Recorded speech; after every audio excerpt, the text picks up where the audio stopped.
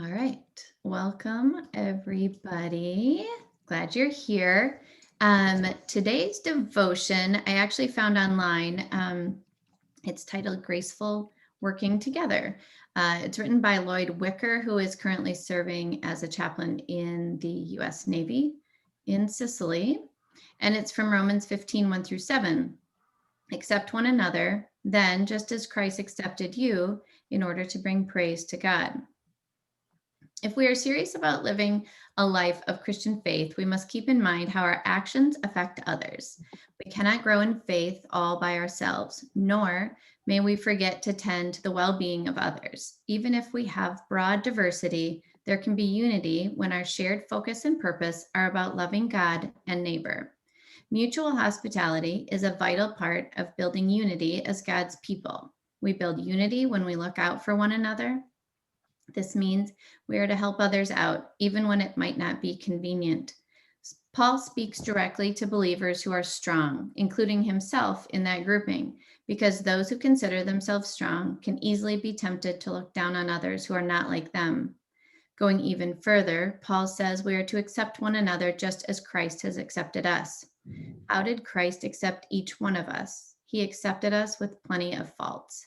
We have all experienced being let down by other people, and we have all been guilty of letting others down. Paul also reminds us that we are to forgive just as we have been forgiven. And he urges us to put on the virtue of love, because that is what binds us together in perfect unity. In what ways can you share God's love to help build unity? Let us pray. Gracious God, we confess that our tolerance for others can be lacking. Unite us as your people and make us gracious toward others, just as you have been gracious to us. In Jesus' name, amen. Amen. So I welcome all of you here today. This is our 46th gathering for School Center and Congregational Leaders. And I am excited today because we are joined by Pastor Bob Cheney, pastor of Advent Lutheran Church for the past 18 years in Uniontown, Ohio.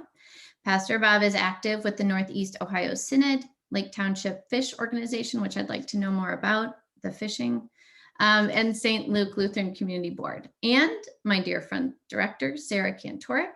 Sara has an extensive background in early childhood education and has been the director of Adventure Place, a ministry of Advent Lutheran, for the past 15 years. Sara is one of the most well-rounded leaders in the ELEA. She is focused on creative and personal staff support and appreciation. She has worked hard to create a sense of church and school together, and found the time to develop and grow her own professional development, serving as a boot camp attendee, mentor, workshop leader, and so much more. So thank you both for joining us today. And we're excited to hear about how this relationship developed into such a positive one between your congregation and your school. All right. Well, thanks. As Corey said, I've actually only been here 10 years, but and it was just last week. So it just seems like 15. Okay, that must have been my information from Pastor Bob. He's like, it's right. like forever. So just say Forever. 15. And I will say, when I started here, I mean, I had been a director before, but I think I had never been a director in a church.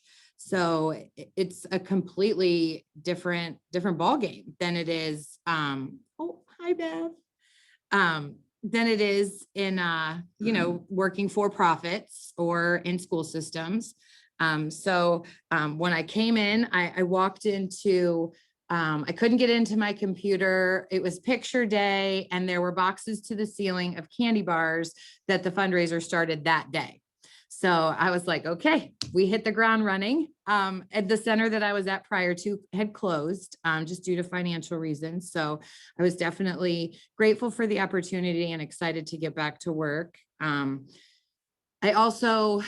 church was very welcoming from the start. This congregation loves the idea of Adventure Place. They love having the school in the church, the members that would come in for Bible study. There was a ladies group that met here about weight loss. Remember that from forever ago? And they always stopped by the office and said, thank you, or how beautiful the hallways looked, welcomed me.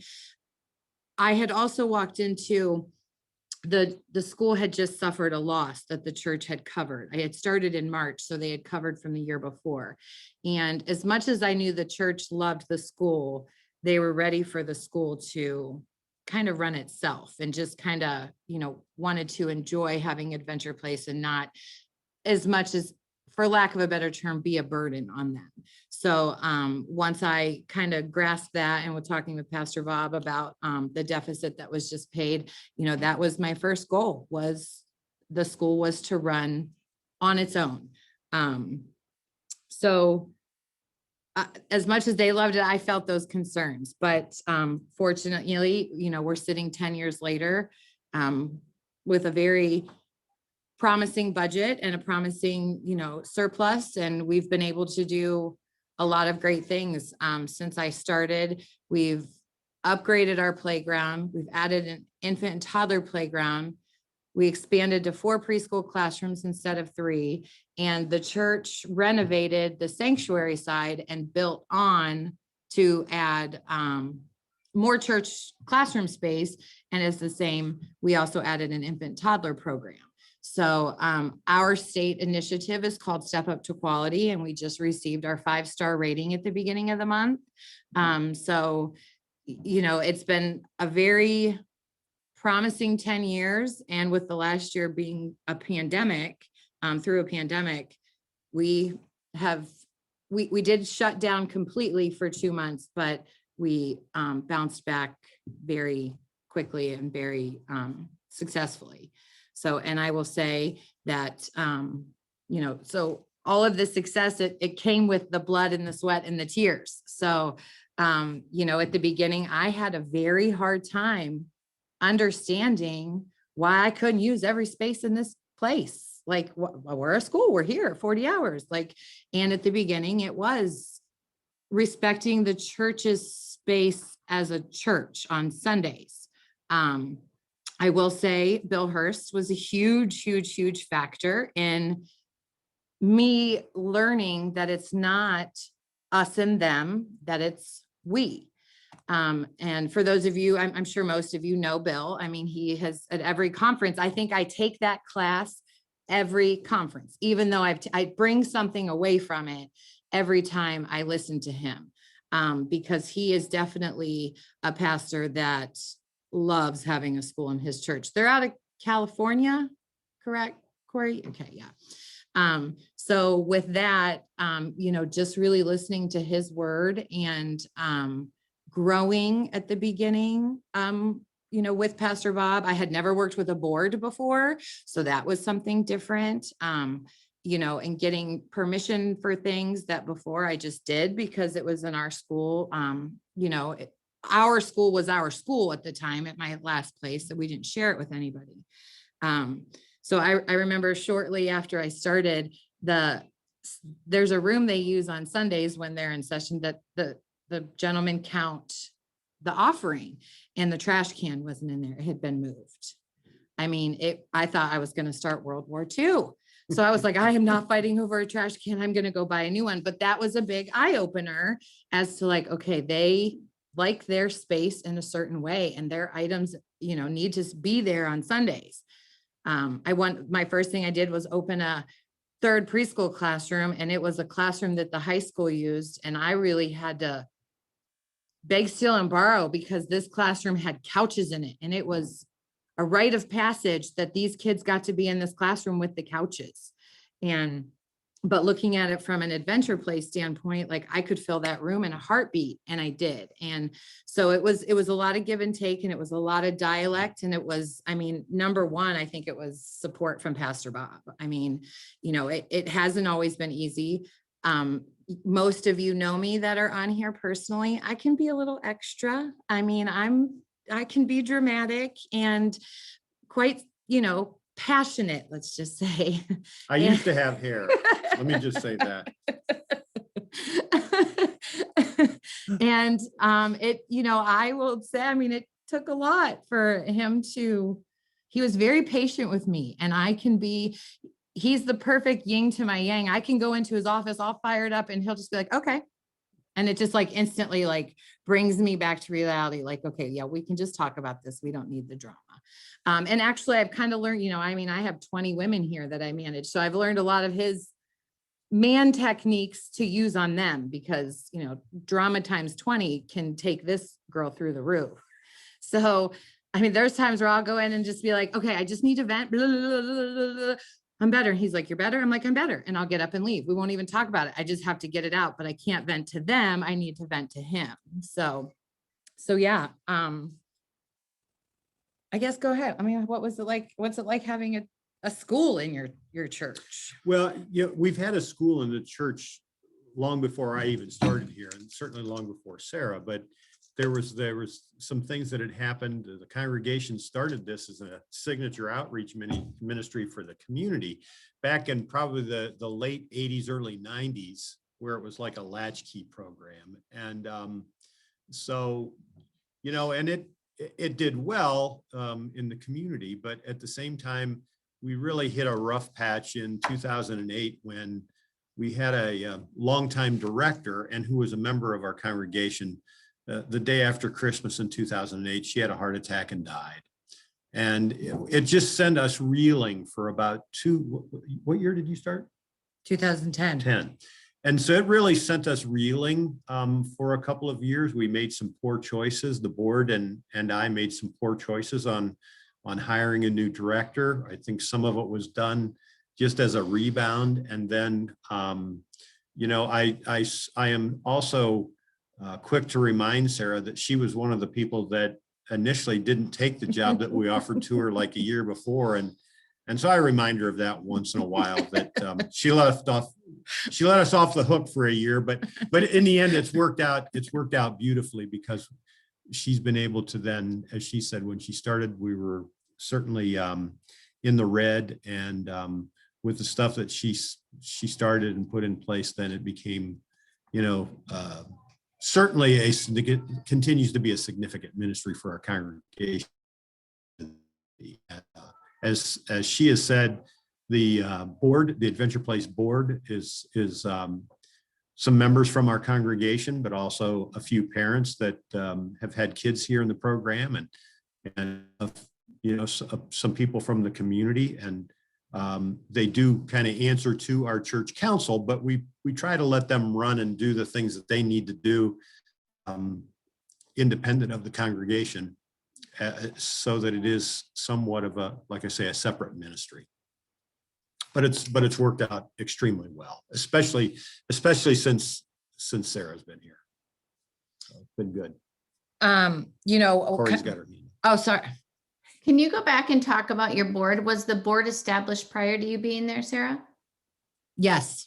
Yeah, I was interviewed by the board. Okay. Yeah.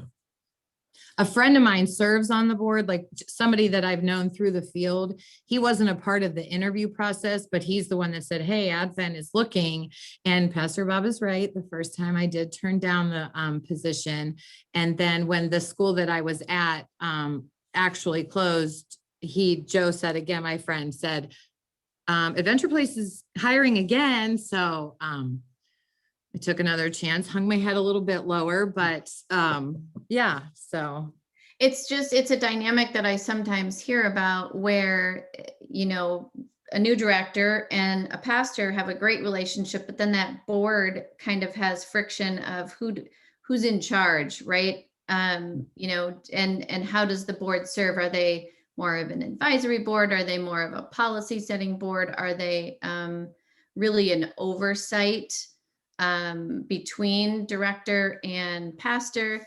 Can you talk a little bit about the governance? Yeah, Corey, technically, I think you could say it's more of an advisory council, but at the same time, the congregation has given them leeway to be more than that. They help to set the policy. Sara has done all the student and parent books and handbooks and employee handbooks and stuff, has designed all those, and then they get approved by the Adventure Place board. So it's more from church council's perspective, it's more of an advisory board, but we give them a lot more leeway than that. And it's worked out well. there's been many times where the people that are on the advisory board are also members that serve in one capacity or another on our church council. But currently that's, I think we have one person that's actually on our church council that serves on the advisory board. It's just been, I think, a give and take thing. It's just been, it's worked out well.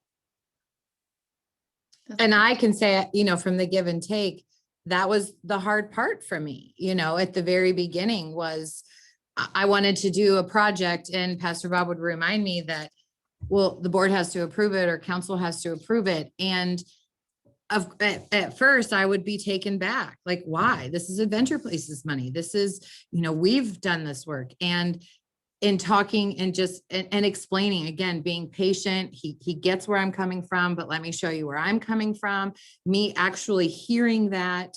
And at the beginning, I may have been more anxious about it, but it's worked out in the end. I remember when the church had was putting a roof on and we were asked to pay for half, and we did. But then when the playground got put in, and I think we needed like a couple $1,000s, the church said, hey, let us give you that. So it's been a give and take. So in time and seeing those, you know, transactions happen, I was like, okay, this is the kitchen got renovated. When I started, we had Meals on Wheels delivering lunch. It was rough for kids. It's just not kid-friendly food. But the church kitchen wasn't operable to be, you know, approved by the health department. And so when they renovated the kitchen, I said, hey, can we get in on it too and do what we need to do so we can get approved?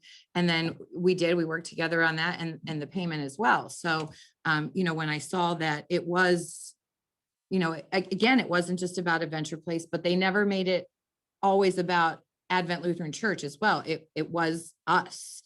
And the benefits. So yeah, I mean, and that's like, I just, you know, when I go to these conferences and we have these like roundtable talks and I always come back to him and just thank you so much for being who you are. Thank you for loving me. Thank you for loving the school. Thank you for being this pastor. Like, thank you.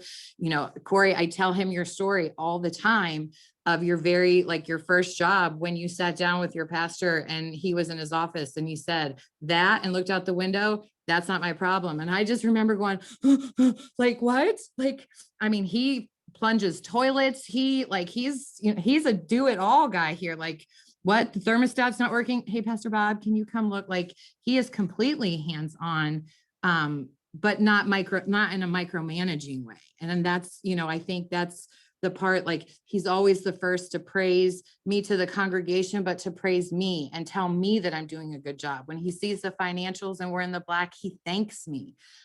So that is, I want to do a good job for him, for the board, for the school. I mean, my staff. You know, it's 10 years and my one board member even said, do you still love your job? I said, I love it as much as the day I first walked in here. I don't always like it, but I always love it. I never, you know, of course I have that, oh, I don't want to go to work today, but it's because I'm tired, but I'm always excited to punch in my code and walk through the door. And, you know, some days I'm ready to leave and some days I wish I had more time, but it's been a blessing. And I mean, you know, and yes, we have the council and we have the board, but for me, bottom line is my relationship with Pastor Bob, and that it is, like I said, I know I can be a lot and my passion gets sometimes wrapped up in a very intense way. And I'm not saying he's completely mastered it, but in 10 years, he's come a long way to learning you know, but, and I also know that he needs time to process things. So if I come with an idea or I come with something, you know, he might go, okay. And then I can tell in an hour later, he's thought about it and he comes back with more questions or something. So it's just something that, you know, we've learned with each other. But like I said, I mean, I had to earn it. You know, it's not something I had never done a budget. I had never done financials. I didn't even use a billing program. Like, I kind of self-taught everything. We were on the food program. I worked for profits, like, you know, and where I was at director, I didn't handle anything financial.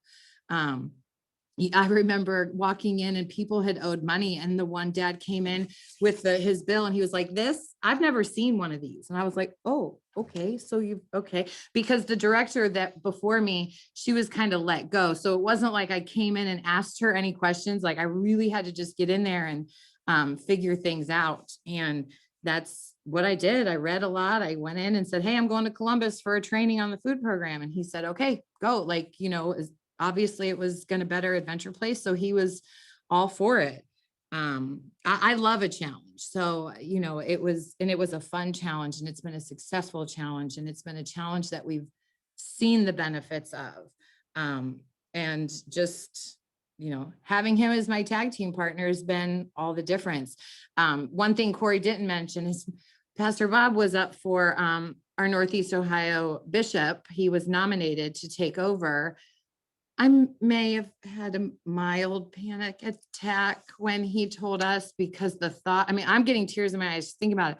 The thought of him not being here. No way, Jose. Like it just crushed me. I watched on YouTube the live thing the whole weekend and cheered like I was at a football game after he talked. And then I was like, what am I doing? Darn it, you did so good. Like, it was one of those bittersweet things. Like I wanted the best for him, but I was being selfish. I didn't want to lose him.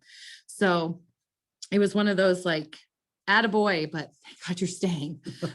So, well, your counter campaign worked well. And thanks for sending those flyers out to everybody. That was Corey, darn it. But and they supplied me with resources. You work at centers, and even my staff, when they're like, can we get this? And I'm like, yeah, because I've worked at centers that we didn't even have a copy machine on site. Like, some of the things, like I just can't think of a better word. Like we're just blessed, but it's been because of hard work, and it's been teamwork. And not just Pastor Bab and I, but Adventure Place and Advent. We're just the two at the kind of at the top of those organizations.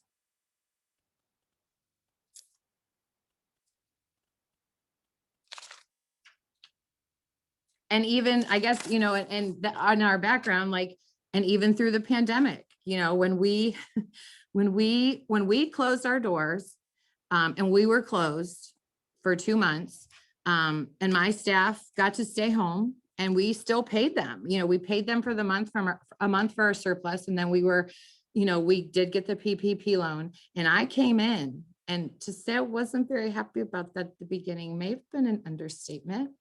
But it was one of those, like, I was always raised that you don't have to like their decisions, but you will respect them and you will do your job. And so that's what I did. Probably 2 weeks into it, I was so grateful that he made me come in. And to the point that I'll admit when I'm wrong. I'll always admit when I'm wrong. I will. Okay. You got a card. All right. Once in a while. Right. Okay. Because I'm not wrong that often. And I did. I gave him a card. And, through the pandemic, he didn't just have his church like on his shoulders, his congregation to reach out to, his sermons to do. He was an integral part of Adventure Place and checking in with me and what's going on and how are things going and do you need anything? So, he had a heavy burden through that, and I was very grateful to come in, and I needed that. I needed to put on those real pants every day. And I did get to wear jeans, which was great, and just sit in my office at my desk and stay connected through Facebook with our families and cards. And could I have done that at home? Yeah. But would I have done it as successfully? Probably not. So, and, we put in protocols together, as we were opening back up, we went with the governor and the CDC guidelines, and we even kind of stepped it up a little bit and added extra things. And I would say more than halfway through this, and we're still doing okay. We're full, we have wait lists, and services did open back up, and then they shut back down for a while when the numbers really spiked. And they just recently, 2 weeks now, have opened back up. This will be our third week. Yeah. So yeah. So now we're both open for business and have people come through our doors on a regular basis. Even though we only get to see half the faces, we still get to see the people and hear the voices. So.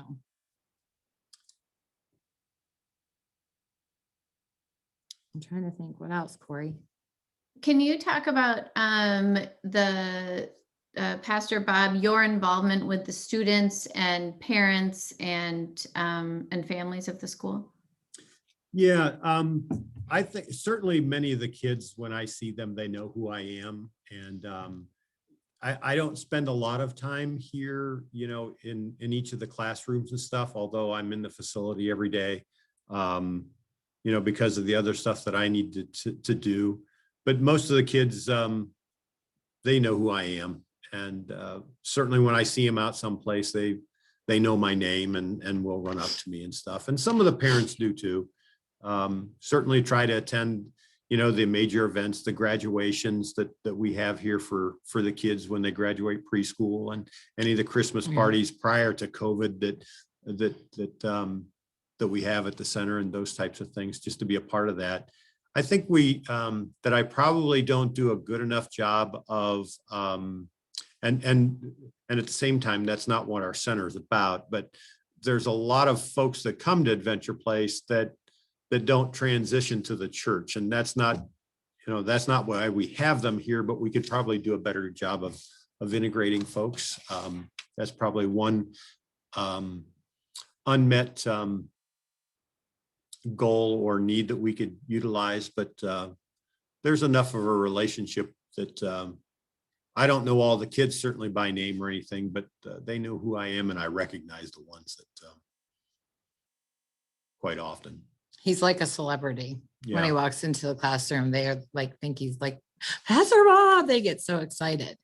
And another thing, in speaking, like in the integrating, anytime pre-COVID, that the church has breakfast with Santa or Easter, like trunk or treat. Our families are always invited, and our staff get involved as well. I didn't go to the last breakfast with Santa, but that's been the first one that I missed since I started here, and I brought my kiddo last year. I think it was more selfish reasons. The gentleman that had played Santa all those years passed away, and it really, it's like I have him hanging in my office. So it was hard for me to accept another man in that chair, because he was the real Santa for me. So, but we do trunk or treat, and my staff do trunks, anything. So we definitely try to get our families involved in different activities that each of us do. And the families do, or the kids do get a chapel time. Our youth coordinator, Becky, who's celebrity number 2 around here, she does it. She may be more celebrity number 1 because the kids know her. Yeah, she's pretty special. She, on Wednesdays, she goes into each classroom and does a lesson with them.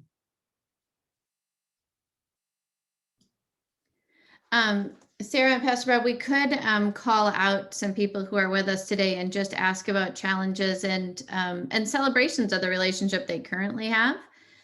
If anybody wanted to share those, and I'll let you two take the lead on that, of course, so that I don't get called out for calling people out, Okay. Or even if you have questions on how we do it this way at our center, how do you guys do it? I mean, that's one of my favorite things about those roundtables, is just finding out how everybody else does things.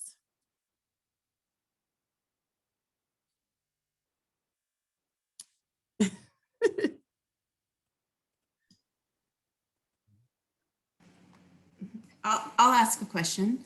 I know one of the, I think, biggest things for me is I think our pastor leans heavily on his church, our church council.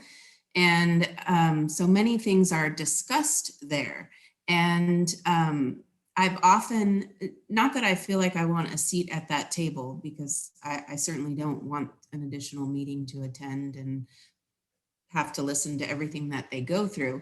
But I certainly think that someone on council, this is my experience, should be aware of preschool, or at least defer to somebody that is, because oftentimes in my experience, they've made assumptions and then made decisions based on assumptions. So I'm just wondering what your experience is with like that, and how you how you have that set up. for preschool decisions. We do have, and I'll respond first and then Sarah can speak up, but we do have one of our people that's on church council that is on the board, and we do that every year. One of the people from our church council sits on the board, but I think part of it too is just the communication that Sarah and I have. I'm pretty much about transparency, so we try not to be blindsided by anything that either one of us are trying to do. And the church council pretty much leaves a lot of the work of the preschool daycare up to the Adventure Place board and Sarah. And I don't have time, so I'm not much of one to micromanage. I think we know one another well enough now and have worked together long enough. You know, I think we know where each other are at on a lot of the things, and it's just worked out well. Yeah.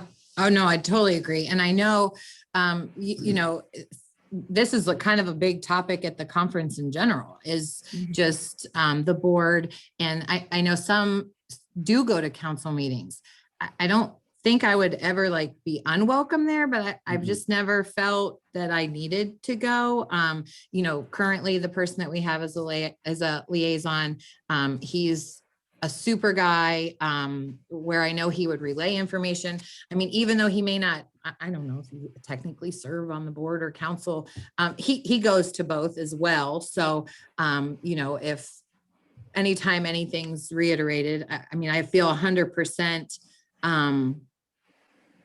confident that anything that needs to be taken to the board is definitely put out there in a positive, you know, way. I mean, I know that like even like he came to me and asked me about, you know, the board had asked about your staff and the vaccination. So even when things come up that we haven't discussed yet, I know that he'll handle it. He'll answer, or he'll say, you know, I'm not sure. Let me get back to her. You know, he doesn't just make assumptions or answer or speak for me. He, you know, if he doesn't know, he'll find out and let them know. Cool. But Thank and you. I know it's kind of torn. Some of them are like, sit on that council. You have to be a part of that. You have to know what's going on. And I completely respect that. And I just think for our situation, for me here, I know that it's not necessary. I mean, and I think he knows if he ever came and said council said anything and I was like, huh? He would probably know that we would have to like talk about it. But then that would just be him explaining like, listen, I see how you feel about it. Let me let you know why they feel this way or they made the decision. And I think prime example, remember when we redid the doors? So I had just put in a keypad where the families give us a code and the church put in a fob thing. Well, the council wanted them to be in unison. Well, Miss Sarah didn't. I wanted to keep I didn't want to buy the fobs. When I came into fobs and I didn't want the fobs. I didn't want to have to pay. It's so easy. Just give me a code. That's your code. When you leave, I take it out. And they were pretty adamant that I wasn't going to have a choice in it. And I was like, okay. So another board member suggested, why don't you write a letter kind of the pros and the cons? And I did that. And Pastor Bob presented it to the board and the board let me keep my keypad. So that in itself, and it might sound, you know, silly that it's just a keypad, but them hearing my voice, these were my words. This is why I wanted to keep it, and just said, okay, go ahead. Then it was like, I do have a seat at that table. I'm just not physically there. Like they heard me. They just heard me through him. I have a question for Pastor Bob. Go, Melanie. And that is, oftentimes I talk to pastors and the membership. And what would you say that the most non-financial gain would be from having a preschool within your church? What does the congregation gain from it, as well as yourself? And Melanie is the membership coordinator for the ELDA. Okay. Sorry. You know, part of our mission statement, Melanie, is to be a vital asset and presence in our community. And I don't know that we I hear what you're saying. I don't know that we look at it as to be a gain, because we really do want to be a support to the community. It's interesting that we've been doing this, the Advent Lutheran Church has been doing this long enough. It's just delightful to, I still occasionally bump into folks who, when they find out that I'm the pastor here, I went to preschool there 20 years ago, you know? I think it's just more about being a presence of Christ in the community. And I don't think it's really about anything for us to gain. I think it's being a light into the community, to try and be as Christ-centered and focused out to the world as what we can. And we're blessed here at this church and with the preschool, just that we do focus more on outreach than we do on anything else. And so we try to keep an outward focus and not be so reflected in on ourselves. I think that's probably the way that I would answer that. I love that. So you see it more of a mission It of the is. church It is. to look Absolutely. outward. That's beautiful. Yep. Thank This you. isn't about us. Yeah, it's about what we can do to serve the community. Just to give you an example, because the preschool also supports a couple of things. We have the congregation has a strong outreach ministry, and we're connected with the local school system. And once a month on Tuesday nights, you'll see 15, 18 people here. We're in a nice suburb, but we still have 18 to 20% of our kids in our local school system are on the subsidized lunch program. And so we provide backpack lunches for the kids in our community through the school system. And Adventure Place helps to support that, with donations and stuff too. So that when the guidance counselors will have a child that's going home hungry or comes into school without breakfast or anything, they get a backpack lunch put in their locker, and none of the other kids know that that's even happening. So that the kids can take that home, to be able to eat. That's one of the things. The other thing that Adventure Place supports along with the congregation, Corey, and as you mentioned, you want to know about FISH. The FISH organization is an acronym for Faithfully I Serve Him, but we have a strong consortium of congregations in the community that have a 501c3 organization, and it's a food cupboard and an assistance program for people for rent and gas, utilities. And so we've got a director for that. And so we feed 250 to 300 families a month through that food program. Again, Adventure Place also supports that. So our mission into the community is something that we fully believe in and do. Thank you. That is absolutely beautiful. To me, it's good to see when the preschool or the schools and the church are walking side by side, hand in hand, and doing things together. That's gorgeous. Thank you so much. You're welcome. We donate, just to give you at Christmas time, the school also runs a program where they try to provide kids with coats in need and stuff. And we do a program too where we write a check to the schools so that they can buy the number of coats that they need for the kids. We're blessed to have the financial resources to be able to do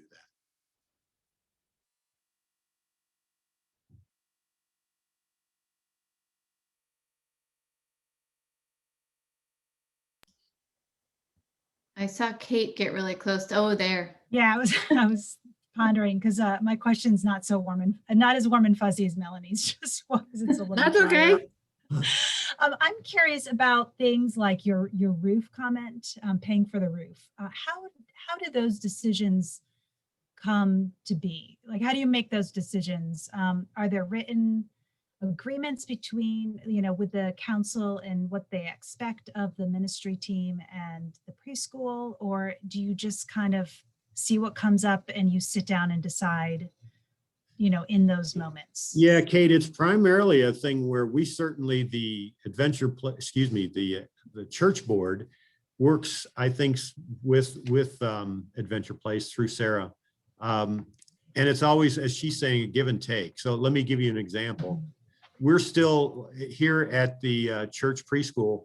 we're still on a private water well system, and with EPA regulations and stuff continuing to become more constringent and stuff, we're in the process of getting quotes so that we can install city water into the facility. It's going to cost us $130,000 to do that. And so we'll request that in fact, she probably doesn't even know this yet. She knows part of it. I just found this out.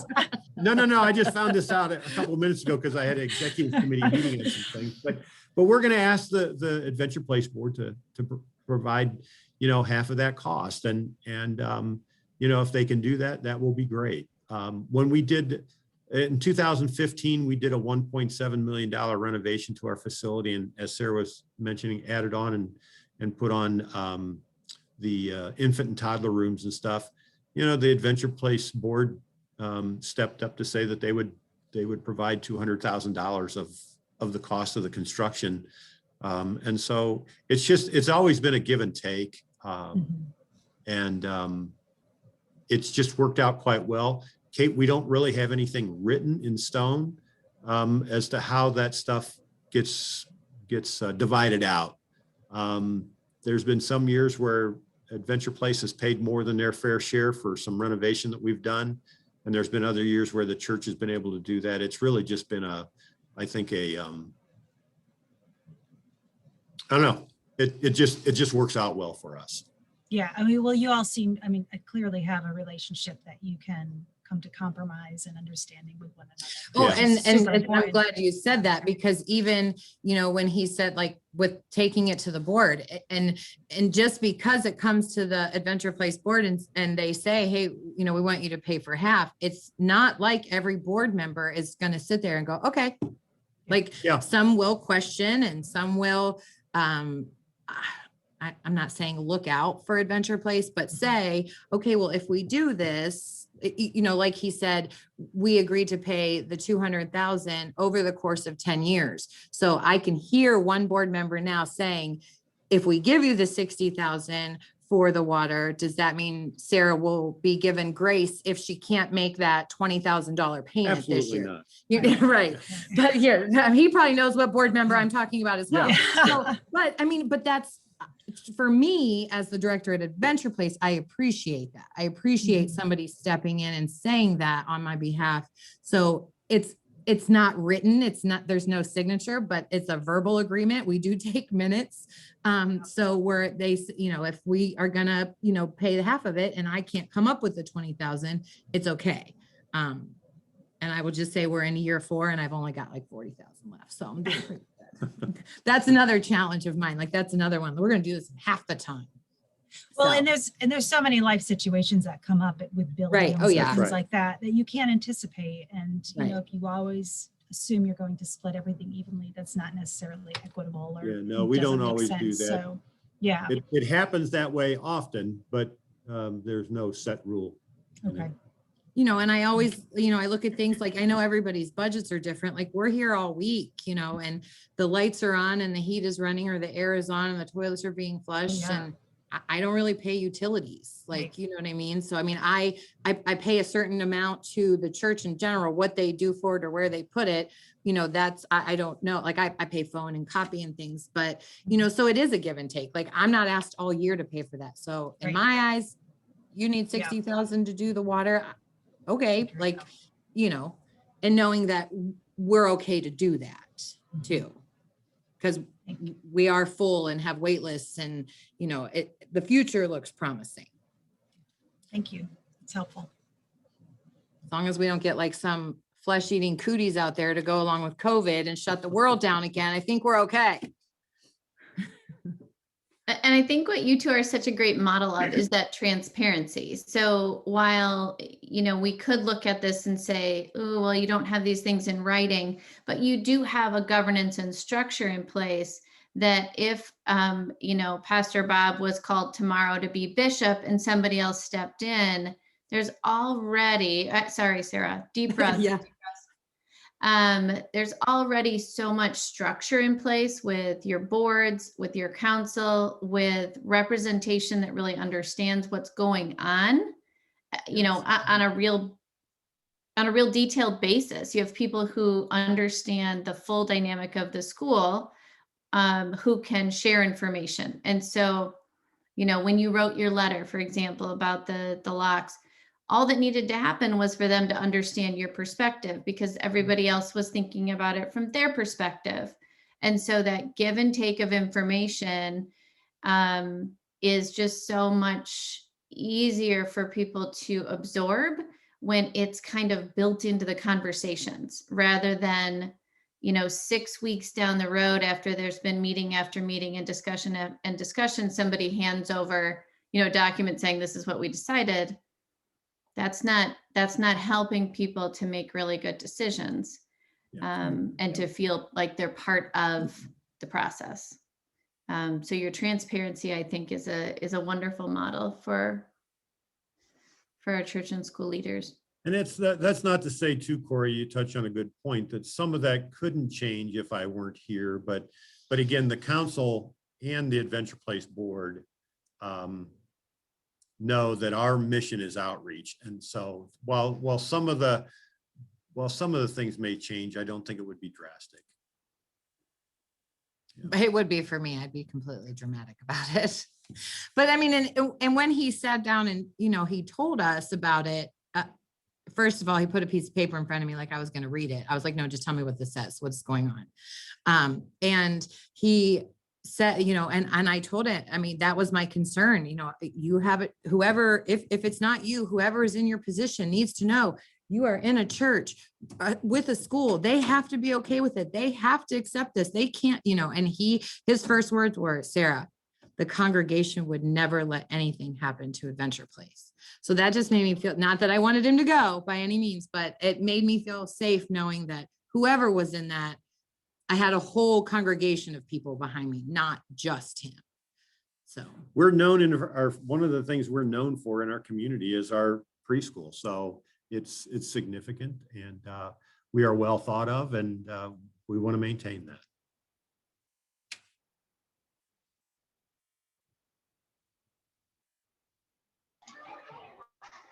I have a question. Mm-hmm. My internet is not very good, so hopefully am I? Everybody is frozen except for me. I'll wait. Maybe turn your video off, Karen, or type it in the chat. I was going to say, yeah, or type it in the chat.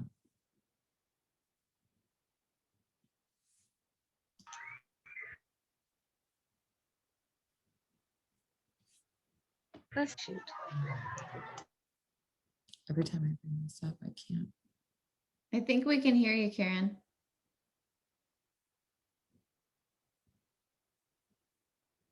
Oh, no, she muted again. Maybe she'll type it in the chat.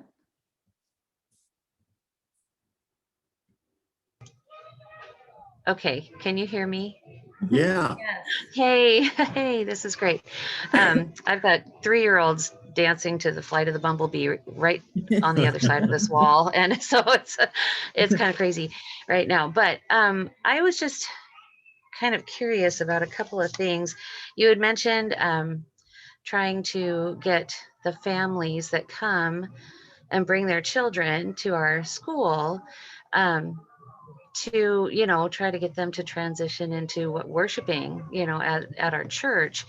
I'm pretty protected by my pastor. He takes a lot of complaints and things from congregation members, and then often won't share them with me because he doesn't want to upset me, which is a little frustrating because I need to know.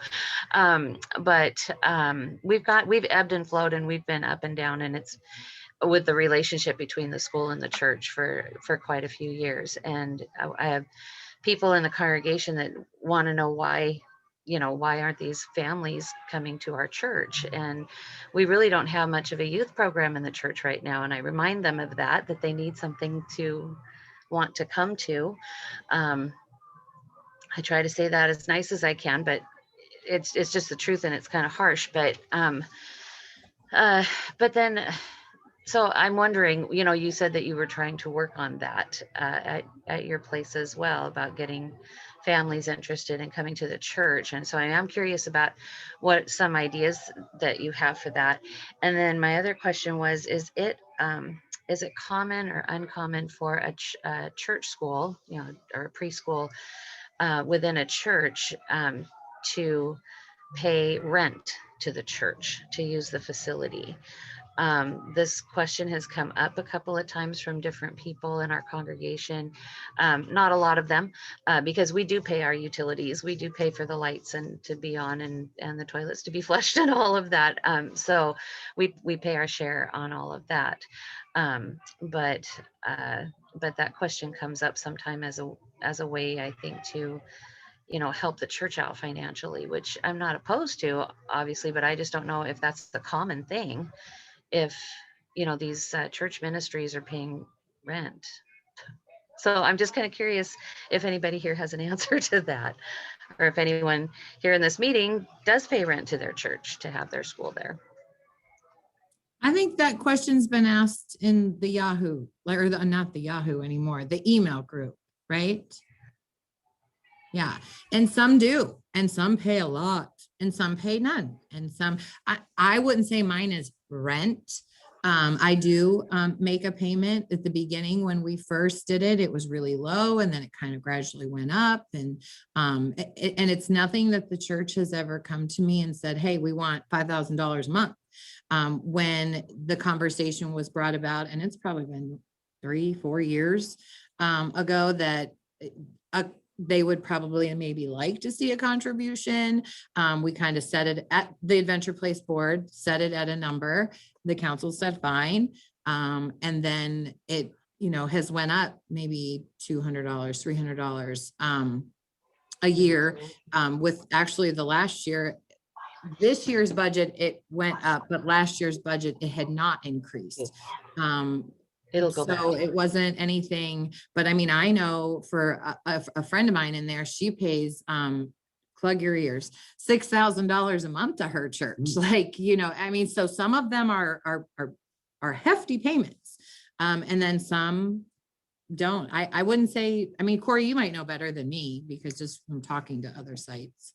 Yeah, and you're correct. It's all over the board. And, I mean, Karen, I can give you my own personal example, which was that when I was running a school, we were in a parsonage. So we did pay our own utilities because we were the only ones using the utilities in that building. And at the end of the year, if we had any additional funds left over, we had 40% go to a scholarship fund, 40% go to a capital improvements fund. And then that last 20% went back to the church as basically a tithe to just, to say thank you for all of the support they gave us that maybe wasn't financial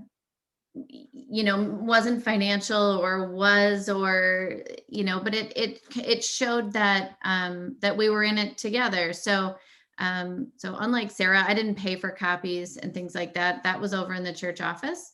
And so, maybe it helped to cover some of those expenses. But the congregation was extremely generous in what they did for the preschool. The men's group, and this is very sexist, but the men's group built a bunch of things and fixed a lot of things. And the women's group made a lot of things and sewed a lot of things, tried to stick to their gender identity roles, right?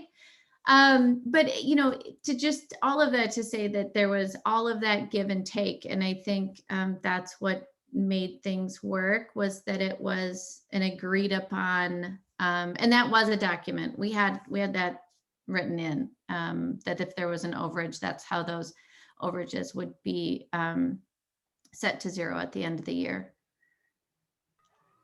I like that. So if the money's there, we share. And if the money's not there, how do you share? Right? How do you share nothing? Yeah. So, okay. I was just kind of curious. Our pastor and our executive board, the church executive board, does not feel that we should be paying rent because we are a ministry of the church, and that we don't charge rent to the Cub Scouts to use the building or other, other things. And so, but I just did not want it to be a thing.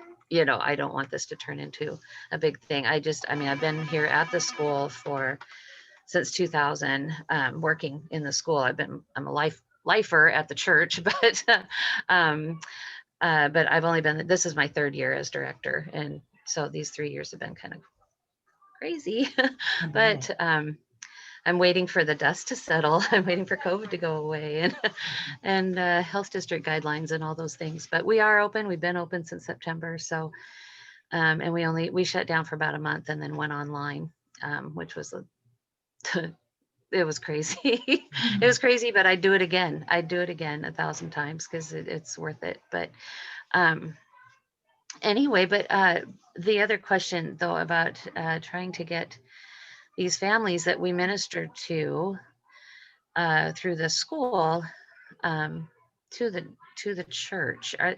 Is there some magic trick that we can do to encourage them? A lot of them go to the church down the road that has a huge youth program, and so that totally makes sense to me. And I often say, we're already ministering to these families. We need to be maybe reaching out to another group of families for, to fill the church pews, because these people came to us because we're a Christian school. They already have their faith. They have churches that they go to. So anyway, but I don't know if that's the right way to go about it. I guess I just try to answer a question quickly and move away because I don't really have all the answers. So.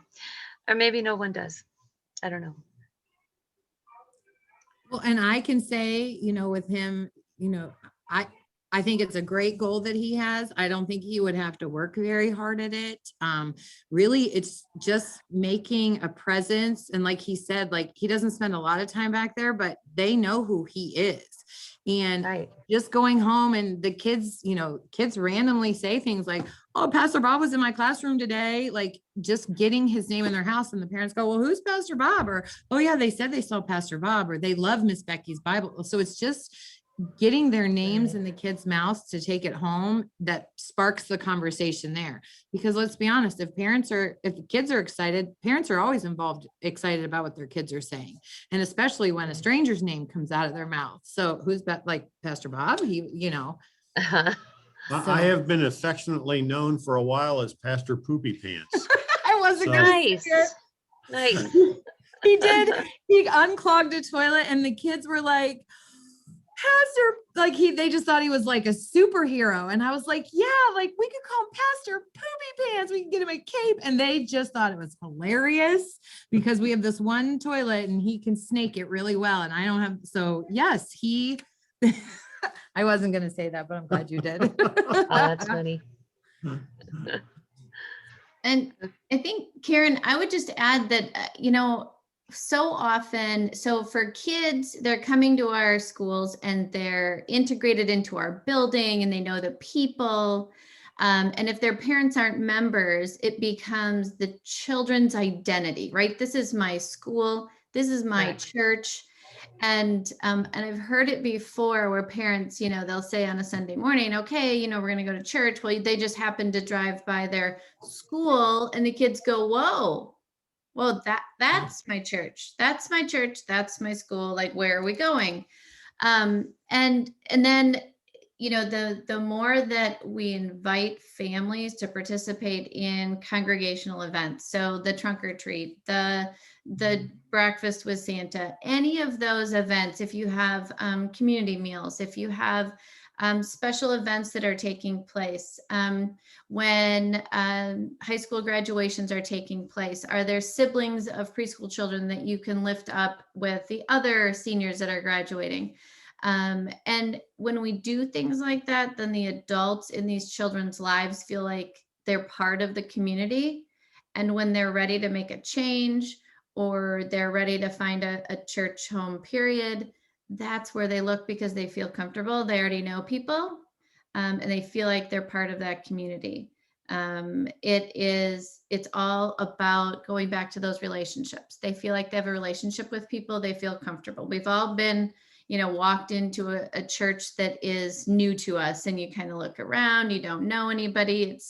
it's a little bit uncomfortable when you first start going to a brand new church, but when you know people, it doesn't feel so overwhelming. And I think that's how we invite more and more families into membership, or the way that we consider membership within the church right now, and really into be an integral part of the community that we have. One of the other things that's always worked well up until COVID, we have also our family and children's and family ministry coordinator, Miss Becky, that Sarah's already mentioned. We have a huge, and we're known in the community during the summer for our Vacation Bible School. Unfortunately, we weren't able to do that this past year, but that is something where many of the kids from the preschool attend that.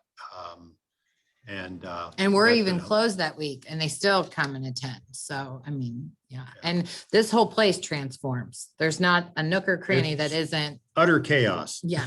Yeah. But it's organized chaos. Right. It comes alive. So, I mean, you definitely, whatever the theme is, you definitely feel that, you're on that safari or you're riding that train, like you're there. Another thing I wanted to mention real quick is a way that Pastor Bob again, we didn't get to do it last year due to COVID. And I think we've only done it the last couple of years. And it was something that I had gotten an idea from the conference, was at our open house, our back to school time. He does backpack blessings, and it's not something that he does like on the first day of school. It's something he does like when the families are there. So, they're short and sweet and simple. I mean, because you have a line of kids lining up and they're, climbing all over the place, but it's just a way that he can connect with that child and the family because they're standing there and he's kind of doing his thing, but with our school kids. So I just want this to be over so we can, get back to doing that kind of stuff. Thank you. Thank you. I've taken lots of notes. Good. Thank you. All right. I know we're kind of going over our time here. So did anybody else have any other questions?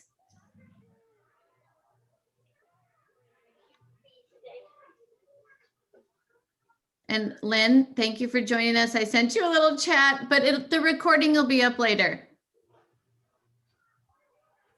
Yeah, I was 1 hour off on the time change and I missed it. Darn it. The recording, I'll check in with the recording. All right, sounds good. And I'll make sure that Sarah and Pastor Bob, that your contact information is listed along with the link to the recording. So if anybody has further questions, they can reach out to you. Okay. Yep, absolutely. Pastor Bob, would you be willing to close us in prayer? Sure. Let us pray. Thank you. Lord God, we give you thanks for this time to be together, and we ask that you would continue to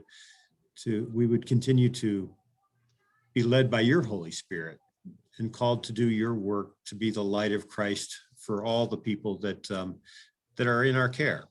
We pray that you would guide us and direct us.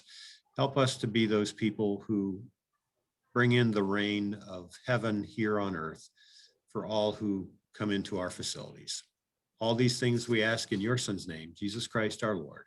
Amen. Amen. Amen. Thank you very much, everybody. Thank you. Thank you, Sarah. Thank you, Pastor Yes. Bob. Hopefully we'll see you all Thanks. next year. For real. Yeah. For real. Thank you. Yes. Bye, Melanie. Bye. Bye.